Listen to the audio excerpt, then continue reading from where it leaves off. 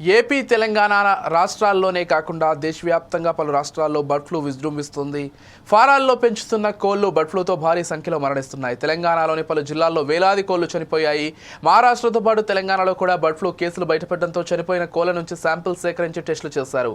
పెరవలి మండలం కానూరు గ్రామంలో తీసుకున్న కోళ్ల శాంపిళ్లలో బర్డ్ ఫ్లూ పాజిటివ్గా నిర్ధారణ అవ్వడంతో అధికారులు అప్రమత్తమయ్యారు.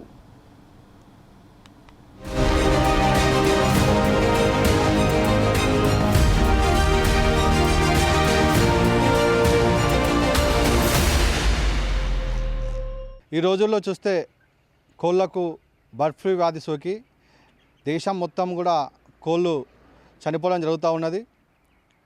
మొన్న ఆంధ్రప్రదేశ్లోని ఏలూరులో ఒక వ్యక్తికి బర్డ్ ఫ్లూ వ్యాధి సోకి చనిపోవడం జరిగింది.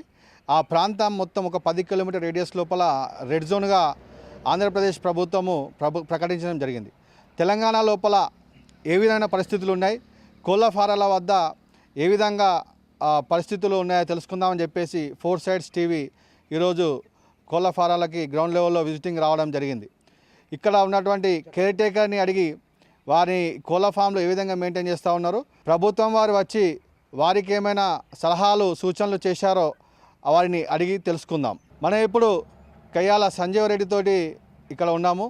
వారిని అడిగి ఈ కోళ్ళ వచ్చేటువంటి ఇబ్బందులు, తర్వాత ఇప్పుడు వాళ్ళు ఏ విధంగా ఈ బర్డ్ ఫ్లూ వ్యాధిని నివారించడానికి ఏ విధంగా ప్రిపేర్ అయ్యారో ఒకసారి వారిని అడిగి తెలుసుకుందాం.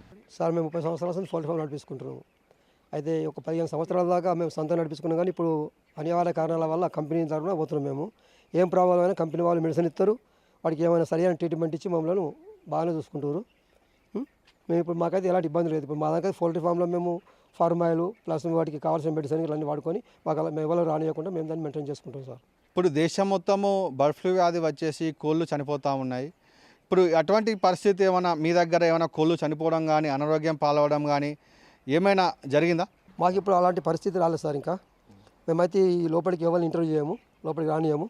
మేము ఎందుకంటే మేము కరెక్ట్ ఈయనే ఉంటాం కాబట్టి మేము ఎవరు చిన్న కొత్తలు వచ్చినా వాళ్ళు ఫస్ట్ వాళ్ళు కాల్ చేయగలుగుకున్నాక లోపల రాస్తాం. ఇప్పుడు మాకు వాళ్ళకి ఎలాంటి ప్రాబ్లం లేదు సార్. ఇప్పుడు ప్రభుత్వం తరపున ఎవరైనా వెటర్నరీ డాక్టర్ కానీ తర్వాత ఎవరైనా వచ్చేసి కోళ్ళను చూడడం కానీ మీకు సలహాలు సూచనలు ఇవ్వడం కానీ ఏమైనా జరిగిందా సార్? అలాంటి పరిస్థితి వస్తే మేము ఏమైనా వీక్ ఉన్న బర్డ్స్ కానీ ఏమైనా మోటాలిటీ అయిన బర్డ్స్ కానీ డాక్టర్ దగ్గర తీసుకొని మేము చెక్ చేయించుకుంటాము.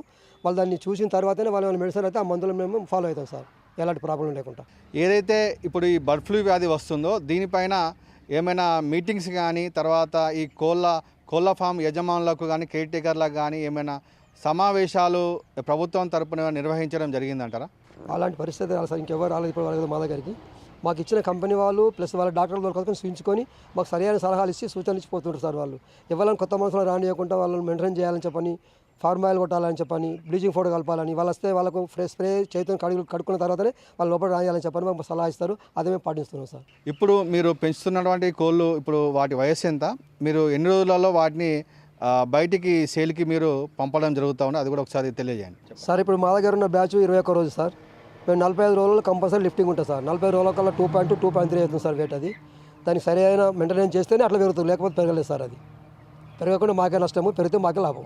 ఇప్పుడు ఏమన్నా ఈ కోళ్ళకు ఇప్పుడు మీరు పెంచుతున్న వాటి 10,000 కోళ్ళు ఉన్నాయని చెప్పి అన్నారు. ఈ 10,000 కోళ్ళకు ఏమైనా టీకాలు కానీ తర్వాత ఏమైనా మందులు ప్రత్యేకంగా వేయడం జరిగిందా సార్? కంపెనీ వాళ్ళు పిల్లలు 6 మమ్మల్ని మా దగ్గర దించిన తర్వాత 5 డేస్కి ఒక వ్యాక్సిన్ ఉంటుంది సార్, అది లసోటా అని.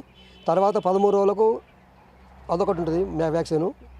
ఆ 2 వ్యాక్సిన్లు అయిపోయిన తర్వాత 21 రోజుకు మళ్ళీ ఒక వ్యాక్సిన్ ఉంటుంది సార్, డ్రింకర్ డోసు. అవి కంపల్సరీ వాళ్ళు ఇస్తుంటారు, మేము వేస్తుంటాం. వాటికి ఎలాంటి ప్రాబ్లం రాకుండా వాళ్ళు కూడా చూసుకుంటారు, మేము కూడా చూసుకుంటాం సార్. అది కోళ్ళ ఫామ్ కేర్ టేకర్ లక్ష్మి గారిని అడిగి కొన్ని విశేషాలు తెలుసుకుందాము.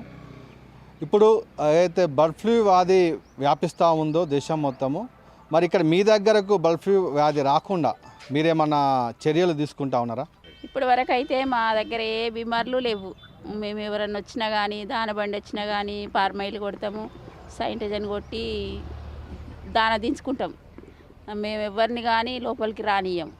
సూపర్వైజర్ వచ్చినా కానీ బయటనే ఉండి చూసిపోతాడు. మా కోళ్ళని మేము జాగ్రత్తగానే చూసుకుంటాము. మా కోళ్ళకి ఇప్పటి వరకు ఏ బీమారి రాలేదు. ఇప్పటికైతే మంచిగానే ఉన్నాయి మాకు. ఓకే, ఇప్పుడు మీ కోళ్ళను చూసుకోవడానికైనా ప్రత్యేకంగా ఏమన్నా మీరు చర్యలు తీసుకుంటున్నా ఉన్నారా? ఎందుకంటే కోళ్ళకు వివిధ రోగాలు వస్తూ ఉన్నాయి ఈ కాలం లోపల. మీరు ప్రత్యేకంగా ఏమన్నా అందరికన్నా కొంచెం సెపరేట్గా ఏమన్నా చేస్తూ ఉన్నారా? మా సొంతంగా మేమే ఆయుర్వేద మందులు వాడతాం మేము.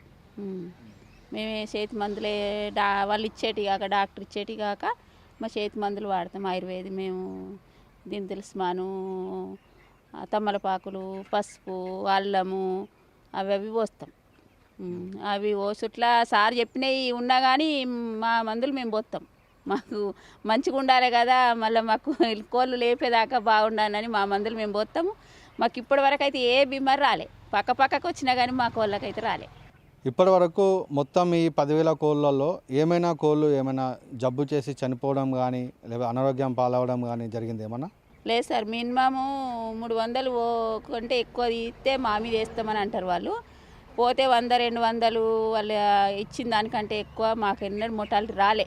ఏమన్నా వచ్చినా కానీ గురకనో అంతేగాని వేరే ఎక్కువ రోగాలు గంబోరా అవి రాలే. వచ్చినా కానీ మేము చేతి మందులు వాడంగానే తగ్గిపోతుంది. మా దగ్గర ఎక్స్ట్రా ఏం చనిపోలే. అక్కడక్కడ పోయినా కానీ మా దగ్గర ఒక్కటే పారం ఉన్నది, మాకేం కాలేదు. కోళ్ళు లేపేదాకా ఏ రోగాలు లేవు మాకు.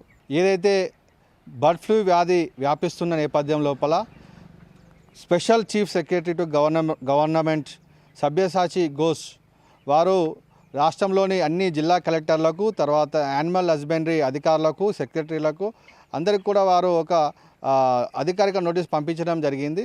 ఎటువంటి బర్డ్ ఫ్లూ వ్యాధి సోకినటువంటి లక్షణాలు ఉన్న కోళ్ళను కానీ ఆ చుట్టుప్రక్కల ఏమున్నా కానీ వెంటనే వాటిని కనిపెట్టాలని, వారికి తగిన చర్యలు తీసుకోవాలని చెప్పేసి వారు ఆదేశాలు జారీ చేయడం జరిగిన నేపథ్యం లోపల ఇక్కడ ఇప్పటివరకు కూడా ఎటువంటి ప్రభుత్వ అధికారి రాకపోవడం అనేది మనం ఇక్కడ గమనించాలి. ప్రభుత్వానికి సంబంధించి వెటర్నరీ అధికారులు కానీ డాక్టర్లు కానివ్వండి, వారు ఎవరు కూడా వచ్చేసి ఇప్పటివరకు ఈ కోళ్ళు ఏ విధంగా ఉన్నాయి, వాటి యొక్క ఆరోగ్యము ఏ పరిస్థితిలో ఉంది, బర్డ్ ఫ్లూ వ్యాధి సోకినటువంటి చికెన్స్ ఏమన్నా ఉన్నాయని చెప్పేసి కూడా వారు ఇప్పటివరకు కూడా చూడలేదు. ప్రభుత్వము వెంటనే ఈ యొక్క అన్ని కోళ్ళ ఫామ్లని సందర్శించి డాక్టర్లను పెట్టేసి ప్రత్యేక డ్రైవ్ చేస్తే కనుక ఏమైనా బర్డ్ ఫ్లూ వ్యాధి సోకినటువంటి బర్డ్స్ ఉంటే కనుక వెంటనే వాటిని రిమోట్ చేసేసి వాటిని మొత్తం కూడా ఆ ఏరియా రెడ్ జోన్గా ప్రకటించేటువంటి అవకాశం ఉన్నప్పటికీ ప్రభుత్వం ఇప్పటివరకు కూడా స్పందించలేదని చెప్పవచ్చు. ప్రభుత్వం ఇంకా అలసత్వం వహిస్తే కనుక ఖచ్చితంగా ఈ బర్డ్ ఫ్లూ వ్యాధి తెలంగాణ రాష్ట్రంలో కూడా సోకేటువంటి ప్రమాదము ఉన్నదని చెప్పేసి 4 Sides టీవీ తరపున మేము తెలియజేస్తూ ఉన్నాం. కెమెరామెన్ ప్రవీణ్ యాదవ్తో ప్రసన్న కుమార్.